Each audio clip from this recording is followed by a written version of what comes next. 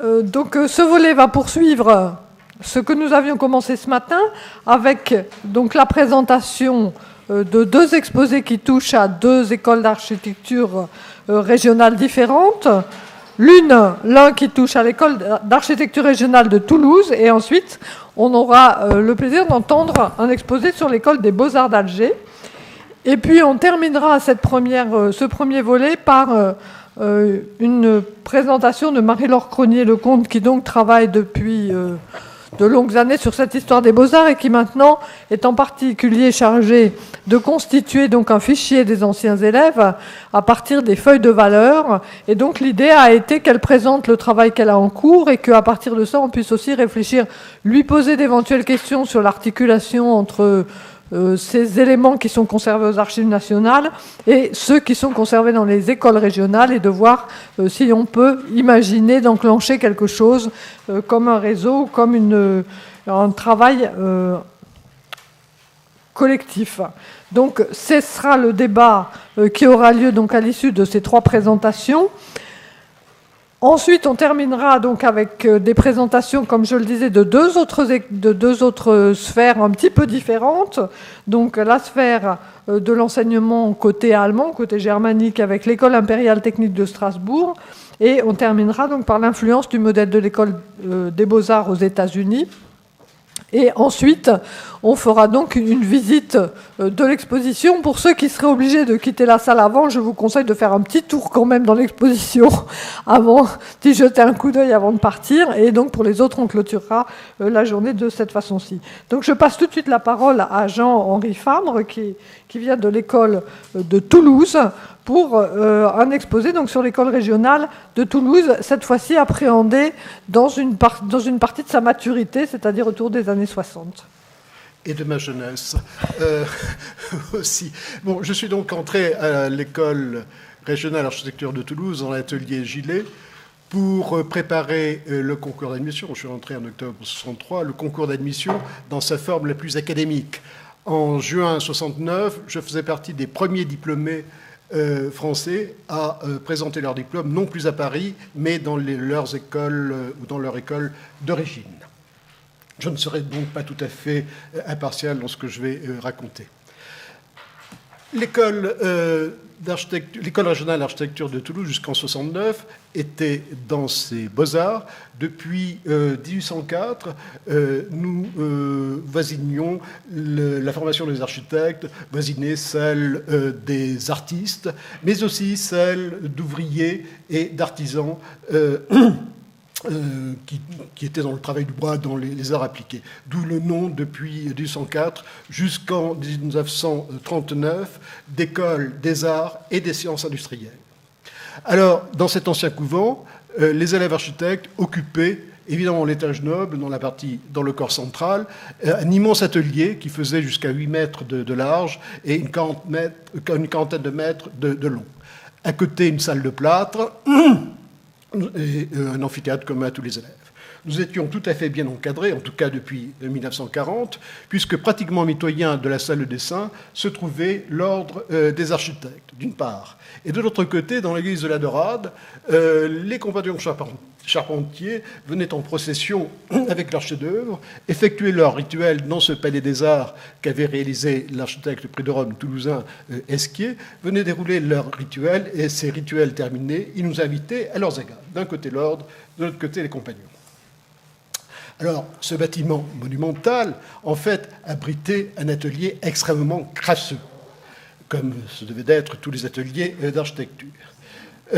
Nous avons une histoire un peu particulière, parce que chez nous, la formation des architectes remonte au XVIIIe siècle. Et l'école a vécu, en tout cas l'école régionale, a vécu sur la gloire de cette académie royale, la seule académie de province à recevoir des lettres patentes du roi, la gloire de cette académie royale des arts, où l'on formait des architectes, mais aussi des ingénieurs d'ailleurs. Cette gloire a été réactivée grâce au prix de Rome, à la fin du XIXe, en tout cas dans le deuxième moitié du XIXe, si on accepte Ingres, par 7 prix de Rome délivrés à des sculpteurs, 3 à des peintres, dont Ingres, et 3 à des architectes, tout à fait à la fin du 19e, du 20e, dont un que vous avez bien connu à Strasbourg, puisqu'il s'agit de l'ariégeois Bonnet. Donc nous vivions sur cette idée, sur cette gloire.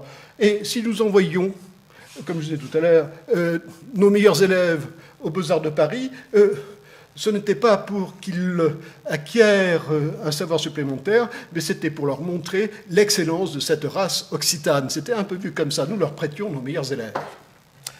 En général, ceux qui allaient là-bas, et pas toujours les élèves les plus impécunieux, étaient des Toulousains ou de la région qui avaient d'abord fait 3 ans à la section architecture de l'école des Beaux-Arts, avaient été lauréats du Grand Prix d'architecture de la ville de Toulouse, des bourses qui leur permettaient d'aller à Paris.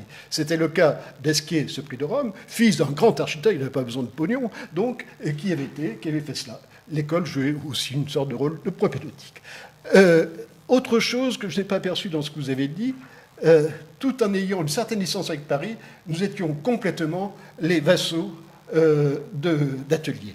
Ça se passait parfois d'une façon très élégante, avec Laloux, chez lequel sont allés de nombreux architectes toulousains, dont mon patron, Jean-Louis Gillet, comme son père d'ailleurs. Et Laloux se positionnait comme un grand maître. Et ça s'arrêtait là. Ce n'était pas le cas de ses successeurs, Charles et Noël Le Maresquier, qui mettaient en coupe réglée Toulouse. Je dirai tout de suite, dans un instant, que Noël Le Maresquier, en 1944, a remplacé mon patron, qui avait été obligé de démissionner à la libération de Toulouse, qui restait très peu de temps à Toulouse. Il était directeur en titre jusqu'en 1953, mais il était à Paris. Et il avait délégué dans notre école son architecte d'opération de Toulouse, l'ancien grand Messier de 1939, qui donc l'a remplacé et qui restait à l'école jusqu'en 1969 d'ailleurs. Paul Desnoyers. Voilà une lettre que j'ai trouvée, et il y en avait d'autres plus crapuleuses encore. Non, c'est pas celle-ci, c'est une autre. Ça, c'est le père, Charles Le Maresquier, qui écrit au maire de Toulouse pour lui dire, pour le féliciter du prix de Rome que vient d'obtenir un Toulousain de Marien, et en fait pour lui dire si cet homme a eu un prix de Rome, c'est grâce à mon fils qu'il a eu à l'admission à Toulouse, et grâce à moi qu'il a eu ensuite à Paris. Le Maresquier considérait cette école comme leur territoire. Alors, cette école, donc, dans les Beaux-Arts, un atelier absolument crasseux. Voici son état à la fin de la guerre. Je l'ai connu comme ça. En 68, il était encore plus dégueulasse. Juste un petit modification, l'adjonction d'une bibliothèque sous cette fresque plus lubrique que érotique. Une chose nouvelle, une bibliothèque en 68. Quand je suis rentré à l'école, j'en ai encore la rage. En octobre 63, ici, dans cette salle où on entendait les pannés, je marchais sur de la bouillie de livres. Faut dire l'état d'esprit. Des livres réduits en bouillie. Même le livre le plus con, on le prend, on le pose quelque part. Non. Et c'était des livres d'architecture en plus. Bien. En fait, c'était lorsque Le Maresquier est parti de l'école, il a constitué une bibliothèque à l'école, et des ouvrages intéressants. Et là, je suis rentré 1 an après que le bibliothécaire se soit débarrassé de ses livres. Bien, voilà, donc un atelier crasseux dans ses locaux, crasseux aussi dans ses rituels, quand même. Des repas d'atelier, il ne faut pas l'oublier, il faut l'avoir à l'esprit, les repas d'atelier étaient d'autant plus réussis que la beuverie était plus importante et que l'on avait cassé le plus de choses, comme chez les Celtes. Bien, la fanfare, les brimades des nouveaux, jusqu'à les brimades sexuelles, il n'y avait pas de filles chez nous. Et évidemment, le rituel de passage d'ancien à nouveau, complètement dégueulasse. Les conséquences de la charrette, le culte de la charrette, on était dans un état second et on se glorifiait de ce genre de choses. Et oui, un jeune homme pourrait le faire, mais à mon âge, on est un peu maladroit avec ce genre de choses. Ah, vous voulez voir? Non, mais j'ai bien un cache-sexe, hein, vous ne reconnaîtrez personne. Non, c'est en PDF, et là, je ne pourrais pas le faire. Mais tout à l'heure, l'image était plus grande. Il y a eu une manipulation. Là, ce matin, là, quand je l'ai testé, l'image était presque plein écran. Là. Ah oui, non, si je peux l'agrandir, mais il en manquera une partie. Regardez, si je fais ça. Voilà. Voilà, hop, ne touchez à rien. Ça va. Plus grand? Il faut aller sur la présentation. Oui, allez-y, parce que...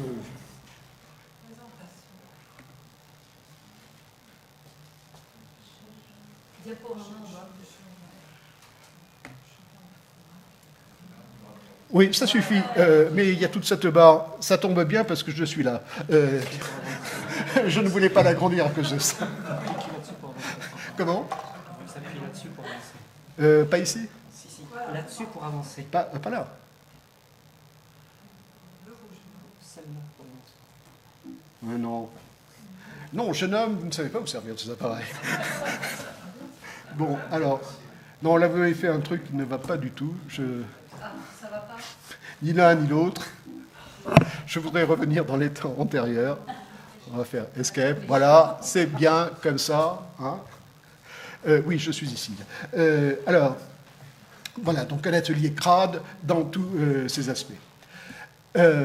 Si tu veux bien avancer. Un exemple, un extrait du règlement intérieur qui interdisait, ce règlement intérieur interdisait non seulement toute discussion politique, ça pouvait s'entendre, religieuse, oui, bien sûr, en école publique, mais aussi philosophique. Alors, de quoi parlait-on? Bien. Dans le même règlement intérieur, projet en tout cas d'un règlement intérieur, à quelques années après la guerre, le patron s'était cru autorisé de décrire les punitions, c'est-à-dire les sévices.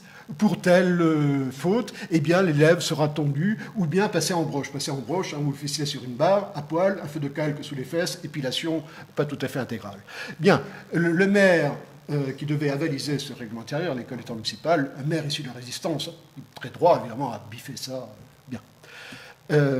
Oui, voilà. Alors, le patron que j'ai connu, qui se cache, est-ce que tu veux venir ici? Jean-Louis Gillet, fils architecte, passé par l'atelier Laloux, comme tout le monde, si je puis dire,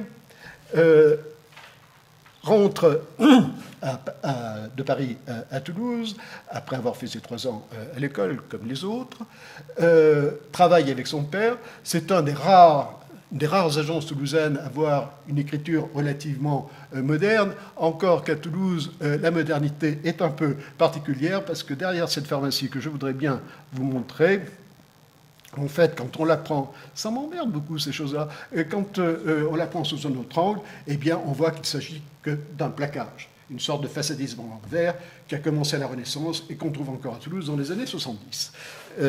Bien. Gillet était quelqu'un avant-garde très actif, était aussi un peintre, produisait beaucoup d'édifices et de peintures. Il intervenait aussi dans le débat régionaliste. Le régionalisme avait un peu changé au début de ce siècle. Il éditait une revue qui s'intitulait L'Art méridional. Il écrivait sous plusieurs noms, et il défendait un art méridional qui devait chercher ses principes dans l'excellence, dans le savoir-faire, dans les savoir-faire ancestraux. Bien. Patron de la section architecture, nous n'étions pas encore école régionale, la section architecture, sous-directeur de l'école des Beaux-Arts. Il obtient en 1940 très vite que cette section architecture devienne école régionale d'architecture. Il est très proche de Vichy, et évidemment en 1944, à la libération de Toulouse, on l'oblige à démissionner, et qu'il remplace Noël Le Maresquier, qui avait replié une partie des élèves de son père, de l'atelier de son père à Toulouse. Son père avait déjà construit à Toulouse. Noël Le Maresquier le remplace d'une façon très formelle, puisque dès 1945, il remonte à Paris, il va à l'agence de son père et commence à préparer la succession de son père à l'atelier des Beaux-Arts. Au passage, cette façon qu'avaient les grands patrons de se comporter, ils n'hésitent pas, dans une lettre officielle, tapée par la secrétaire, signée, envoyée au directeur de l'école régionale, auquel ils demandent, n'oublie pas de dire aux étudiants de m'envoyer les photos de leur rendu, parce que je suis au jury de seconde classe, de première classe, des concours un tel et un tel. Le sacro-saint principe d'anonymat, l'égalité des chances de la Belle-Peau, auquel personne ne croyait, bien sûr, personne ne croyait, là, il est officiellement dit, je t'emmerde, bon, en quelque sorte. Alors, en 63, revenons en 63, quand je rentre dans cette école, je fais comme tout le monde, j'achète mon matériel, pas les ordres de Grosmort parce que j'avais ceux d'Esquier, mais notamment ce petit ouvrage. Alors, précis, petit recueil d'éléments décoratifs, vases, sculptures mouvementées, pouvant servir à l'ornement des façades. Édité en 61, continue à être vendu en 67, figurant dans l'album montrant des esquisses d'admission jusqu'en 1967. Et tout cela dans un petit magasin de fourniture pour artistes. Je me souviens de ces étagères où il y avait ces albums, ces manuels plutôt, le Choisy bien sûr, et vers une architecture parce que c'était la même maison d'édition. Il n'y avait pas d'autres ouvrages d'architecture moderne dans Toulouse. Il n'y avait aucune librairie qui vendait, sinon ces livres pour médecins, ces livres avec beaucoup de photos, Wright, bon, mais c'est tout. Alors, on était quand même, je n'étais pas le seul, un peu interloqué de ceci, alors que nous passions tous les jours devant le musée des Augustins, où était exposée cette très belle maquette. Je remercie Strasbourg d'avoir montré un morceau du Mirail. Cette très belle maquette depuis 1962, résultant du concours de la ZUP, par Cornelis José Künz. Je reparlerai de Cornelis. Il fait partie de ces barbares qui ont entraîné une décadence dans l'académisme. Il est encore rejeté par les Toulousains, même par ceux qui ne l'ont pas connu. Voilà, alors, je ne parlerai que de l'admission.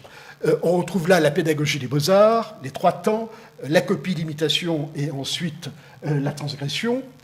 J'ai fait, comme tout le monde, du tracé des ombres, ce qui était une façon d'appliquer la géométrie descriptive, qui était, de mon point de vue, le seul enseignement sérieux, je vais le mettre dessus, que je retrouvais à même niveau de Descroux. D'apprendre à tracer des lavis, chose importante pour obtenir le concours d'admission. Bon, je m'aperçois qu'aujourd'hui, les étudiants font la même chose. Si nous faisions le tracé des ombres, en première année, ils font du tracé de la lumière. C'est mon âge qui me fait dire ça. Pour le cinquantenaire de la culture, j'avais reconstitué un morceau de Lamelpo pour montrer justement à ces étudiants qu'est-ce que c'était qu'une formation d'architecte où le dessin de projet n'était plus qu'un dessin d'affiche, qu'un dessin artistique. Ça change un peu quand on les met, c'était tout le cursus d'un étudiant, donc dans les années 64. Ça change un peu quand même quand on met un prix de Rome dans sa grandeur nature. Ce qui, dans un petit format, peut paraître comme un geste. Ici, vous ne le voyez pas très bien, mais il y a un trait de coupe fait au fusain, très enlevé. Vous savez, quand on a une inspiration, 30 secondes, on met ça sur un croquis. Quand ce trait, en principe, enlevé, fait plus de 3 mètres de long, on l'a bien chiadé. C'est une fausse ingénuité, en quelque sorte. Ce dessin n'était plus qu'un dessin d'affiche. Alors, ça m'emmerde beaucoup quand même, cette chose-là. Copie des ordres prétendument antiques, apprentissage de la vie, l'imitation d'une série de poncifs, en voici un qui servait à tout. Enfin, plus tard, on parlera d'espace servant, d'espace servi. Ça pouvait faire un pavillon de musique, ça pouvait faire un pavillon de garde, ça pouvait faire un abri de jardin, aussi un marché couvert. 3 percements, dont un dans l'axe. Donc, on était parfaitement dans des compositions sur axe symétrique. En 1966, est arrivé d'autres poncifs. Donc là, on copie qui vous savez. Je ne parlerai que de cette esquisse que j'ai bien connue parce que c'est pas moi qui ai 18. Moi, j'étais à Toulouse, j'ai fait ce pavillon de musique en style néoclassique, comme je disais tout à l'heure, ça va avec tout, ça ne se dévote pas. Or, à Paris, bon, ce moment-là, c'était la mode des arcades florentines, pour ça qu'il a eu 18. Pour ça et d'autres choses. Donc, cet étudiant montre qu'il sait bien utiliser le lavis, qu'il a un trait de coupe chahuté, c'est la moindre des choses, composition dans l'axe de symétrie, et il a fait cette transgression qui risquait, avec laquelle il risquait un hors concours. Il a mis en place, il avait bien compris cet autre principe du travail de projet aux Beaux-Arts, enfin du dessin de projet aux Beaux-Arts, qui était le principe de lisibilité. En tout cas, cette dégradation du principe de lisibilité qui est tout à fait autre que celui du XVIIe. Il avait eu l'astuce et l'audace de pocher en noir le piano. On voyait tout de suite qu'il s'agissait d'un salon de musique. On aurait pu lui foutre un four parce que seuls les murs coupés devaient être pochés. Donc voilà, il a eu un 18, il aurait pu avoir un 0. Voilà donc comment on travaillait ordinairement, aussi bien l'admission que on retrouve là les projets les concours d'émulation de seconde et de première classe. Sauf que l'axe n'était plus au milieu, il était au tiers. La composition sur le tiers central. Vous avez montré quelques exemples d'ailleurs pour les projets que vous avez montrés. Petite indulgence du jury, mais c'est mon côté chieur qui fait voir ça. Vous ne le voyez pas, mais moi je le vois. Dans ce dessin de broderie, l'élève a oublié d'inverser le poncif. Donc il se répète régulièrement. Peut-être que le jury était fatigué aussi. Alors, j'en finis avec des esquisses d'admission. Je ne sais pas à quelle heure j'ai commencé. Où est le censeur? Ah, oui. 5 minutes. Il me reste combien? 5 sur 20 minutes. C'est-à-dire un quart d'heure, puisque vous avez pris en général de 30 minutes. Dans le midi, on négocie. La même esquisse d'admission, un peu plus tard, et là, elle montre bien, on pourrait le faire avec des concours d'émulation de seconde et de première classe, comment l'institution académique, sous la pression de la modernité, on trouve un peu la porte, la laisse rentrer, mais conserve ses principes essentiels. ce grand scandale, la toiture terrasse. Non pas la toiture terrasse qui résulte d'une architecture néoclassique avec une attique, mais la toiture terrasse qui résulte d'une technique qui n'était pas connue jusque-là ou interdite dans les esquisses d'admission, la poutre de treillis et le poteau boisé. Enfin, la toiture terrasse, ça, longtemps, Blastock disait qu'elle était anti-française. Mais cet étudiant malin, nous sommes quand même en 65 au moment où le groupe C arrive, enfin, où la réforme dite des trois groupes arrive. Cet étudiant malin, quand même, prend l'essentiel d'une esquisse d'admission. On retrouve le poncif, servant servi, on retrouve les trois travées dans l'axe, mais comme il veut aussi plaire, le jury T, A, B, C, encore en octobre 65, comme il veut aussi plaire aux modernes, il met là l'axe au tiers, dans les sous-bassements. Voilà, donc j'ai un côté classique, mais aussi dans le sous-bassement, j'ai un côté... Voilà l'absence de sérieux, et nous voyons ce que faisait Candilis à ce moment-là. Donc on était complètement ulcérés. Bien, heureusement, lorsque Malraux est arrivé au ministère, dès qu'il est arrivé au ministère en 1958, il a mis en place cette personne magnifique, Max Carrien, pour casser, détruire l'académisme, en tout cas dans ceux qui géraient jusque-là la formation des architectes. Et grâce à cela, il y a eu une grande étape en 65, lorsque, sous prétexte, il ne fallait pas brusquer les choses, sous prétexte de mettre en place des expériences pédagogiques, ils ont dit, voilà, au Grand Palais, ils auront des ateliers qui veulent expérimenter. À Toulouse, puisque nous étions sous la dépendance des Le Maresquier, la propriété privée des Le Maresquier, on a été mis au groupe A, et donc nous avons argué de cela en disant, mais non, au nom de sacro-sainte liberté de l'école des Beaux-Arts, vous ne nous avez pas consulté, donc un groupe d'étudiants a créé l'atelier scission de l'école régionale, qui s'est appelé explicitement l'atelier C. Et là, nous avons pu faire, voilà, nous pensions quitter donc ce monde, la fiche graphique, pour recevoir enfin une formation d'architecte. Les choses étaient un peu plus compliquées grâce à Candilis. Là, on reconnaît ce prix de Rome, mais ici, cette pieuvre, elle vient de l'atelier Candilis aussi. Donc, voilà... il a fallu un peu négocier. Oui, ça vient de chez Candilis. C'est une analo, 64. L'analo, vous voyez comment considérer l'histoire à cette époque-là. La seule chose intéressante, c'était le tracé des lettres que nous devions réaliser à la main. Et ça nous apprenait beaucoup plus le sens des proportions que la recopie des planches de Gromard et le sens de la composition. D'ailleurs, c'est un peu gouré, là, entre le M et le V. Bon, enfin, bon, voilà. Donc le groupe C nous a permis de développer des choses. Regardez, en l'espace de 3 ans, comment change le contenu des concours d'admission. Celui-ci, rédigé par Feuilleton 65, pourtant qui était un type bien, c'est pas le plus vieux des plus vieux cons. Voilà, il écrit la simplicité, non exemple de noblesse, construite avec des matériaux extraits de la nature. Ici, un concours d'admission, le dernier, en 68, par Alain Régnier.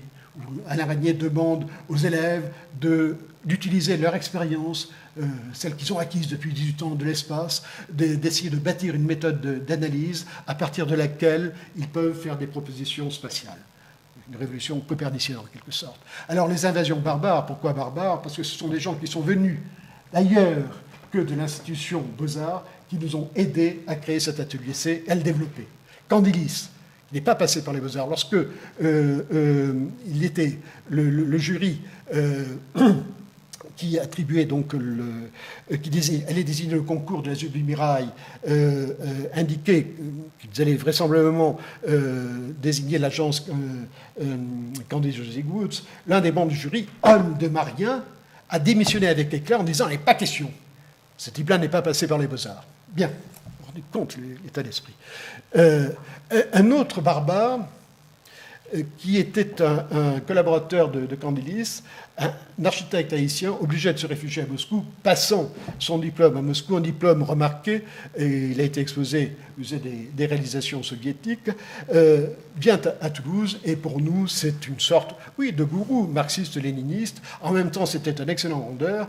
Il avait été obligé de recommencer ses études à Paris pour la 3e fois. Il avait obtenu des médailles. D'ailleurs, les Bordelais l'avaient bien remarqué, qui avaient voulu nous le piquer à la rentrée 68. Les étudiants bordelais l'ont fait venir à Bordeaux comme enseignant, mais quand Lormand a vu sa fiche, Moscou, communiste, bon, il est reparti par le train, même journée. Donc voilà un autre barbare qui nous a permis Au passage, si ça vous intéresse, Malebranche aussi avait entendu parler de Candilis, bien sûr, à Moscou, de l'atelier Candilis. Il y avait eu à La Havane, en 1963, en parallèle avec l'UIA, le congrès de l'UIA, la première réunion des enseignants et étudiants en architecture. Anselmi était le président, sous le patronage de Guevara, et il y a une petite intervention de Grumbach, bien timide, enfin bien propre aussi. Bon, voilà. Bref, donc ça lui a permis d'aller à l'atelier Candilis. D'autres barbares, si nous avions acheté nos manuels dans une boutique pour artistes, depuis 1964, s'était montée une école, une librairie et galerie d'art qui diffusait d'architecture moderne, qui diffusait aussi les journaux d'Ulm. Pour nous, c'était une chose fantastique de voir ce qui se faisait dans cette école, qui était fermée en 68. Diffusait aussi Archigramme. Donc, quand on comparait ce que faisaient les gens d'Ulm, c'est ça qu'il faut faire. Ça nous a terriblement motivés. Aussi Archigramme qui utilisait pas mal le rendu, c'était tout à fait autre chose quand même que cette abjection, cette laiterie, vous en avez exposé une, cette laiterie en forme de poisson. C'est dommage qu'on ne puisse pas voir ici, peut-être. Voilà. En forme de poisson, vous vous rendez compte. Et qu'un élève, bon, pour déconner, sur une charrette un peu avinée, fasse ça, bon, on lui fout à la limite une mention ou on lui met un four. Mais là c'est première médaille. Première médaille, il faut faire ça, nous disent les gens du jury. Voilà, un poisson, et un poisson pour... Voilà. Et ce dôme, là, parce qu'il faut un œil quand même à se carreler, et un œil protubérant, donc on va en faire un dôme. Et ça, c'était très sérieux, on en rit. Maintenant, ça nous mettait en rage. Bien, alors la scission, voilà. Donc, on crée cet atelier. On part, évidemment, de l'étage noble. On nous colle dans des pièces désaffectées de l'école des Beaux-Arts. J'ai appris par la suite, à la mémoire des lieux, que c'était les anciennes latrines à étages épouvant des bénédictins. Bien, mais elles avaient été nettoyées. Et on occupe le soubassement sous l'atelier A. Immédiatement, on le nettoie. On se permet même, nous étions déjà des révolutionnaires, de faire l'homme du modulor en creux. Et surtout, nous ouvrions l'école, enfin notre atelier, nous l'ouvrions à la cité, on exposait nos travaux au maire, nous l'ouvrions à l'université, nous allions, c'était un bonheur, vraiment, nous allions sur le territoire. Voilà, puis bon, on exposait nos travaux, je vais avoir très vite fini. Bien sûr, nous étions à Toulouse, donc le patron de l'atelier était quelqu'un de la municipalité, le patron de l'agence d'urbanisme, le maire avait créé une des premières agences d'urbanisme, il y avait un représentant de Candilis, son chef d'agence, un peu technicien, un mec bien, mais que les autres méprisaient parce que quelques-uns d'entre eux n'avaient pas le bac, alors un polytechnicien ne peut raconter que des conneries. Bref, la personne la plus intéressante, Pierre Debeau, avait été... mise chez les admissionnistes. C'était le seul à faire un cours auquel assistaient tous les étudiants des Beaux-Arts, type fabuleux. Il a fait par exemple cette caserne des pompiers avec cette tour de séchage dont il disait qu'il s'était inspiré de la flèche de Strasbourg pour la réaliser. Les pompiers n'étaient pas tout à fait d'accord avec ça, ils se cassaient la tête chaque fois, mais enfin bon, ils avaient des casques, les pompiers. Alors voilà ce que nous faisions. Paris avait choisi la boucle de Soissons, nous avions choisi plusieurs lacs entre le Lauragais et la Montagne Noire pour créer une grande zone de loisirs. Et là, pour la première fois, nous avons vu un universitaire, un géographe, qui allait être l'un des grands spécialistes du paysage en France, Georges Bertrand, et qui nous a promenés dans ces paysages-là, mais comme un général, disant que là, on pouvait disposer tel corps d'armée, tel corps d'armée.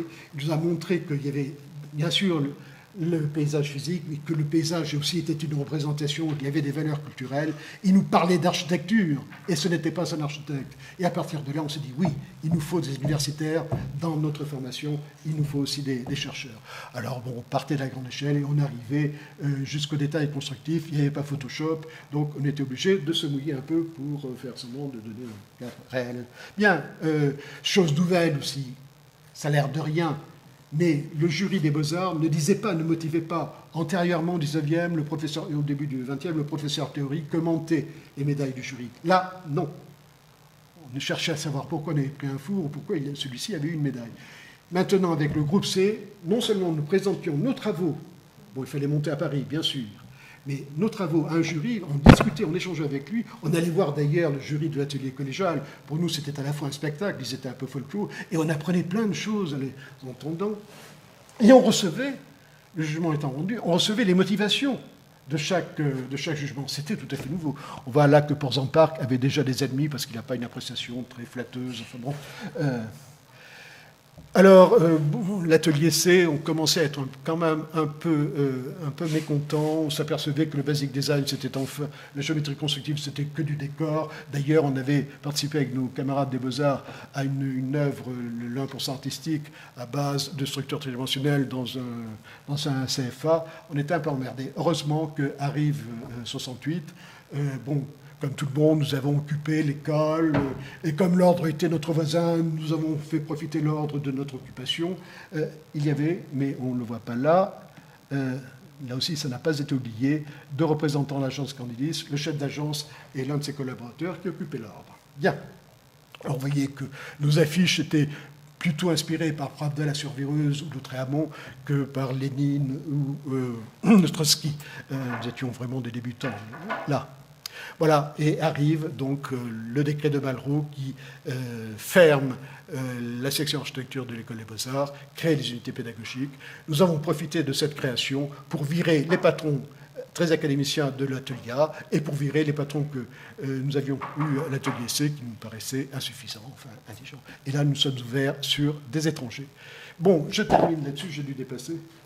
Voilà. Je termine là-dessus, 68-69, l'école se consacre à la rédaction d'un programme, enseignants et étudiants ensemble, et au projet, une maquette comme d'autres, de la future école, celle que réalisera Candidis. Nous n'avions pas de modèle, celle qui venait de se construire, celle de Marseille, publiée dans l'Architecture française, excellente revue pour qui veut se rendre compte du discours ordinaire des architectes. Ce n'est pas dans l'architecture d'aujourd'hui qu'on le trouve, c'est dans l'Architecture française. Voilà, venait de publier le projet des guerres, un vrai projet de première classe, composition dans l'axe, les flammages rendus, un doublement, une duplication habile du point dans l'axe qui permet de créer l'école d'architecture. Quand on regarde d'un peu plus près, ce cadrage m'emmerde, me fait perdre beaucoup de temps, Madame le censeur.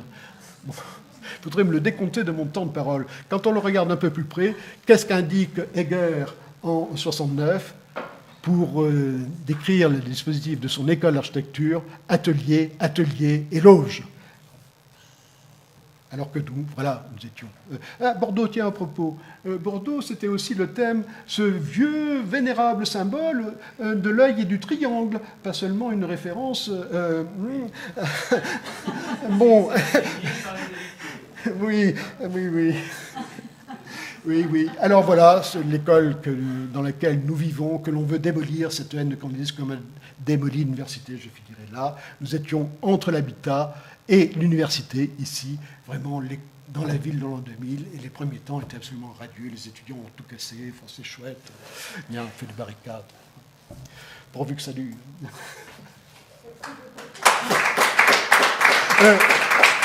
Plus sérieusement, quand même, j'ai mis un écrit où je fais moins l'imbécile. Intéressant.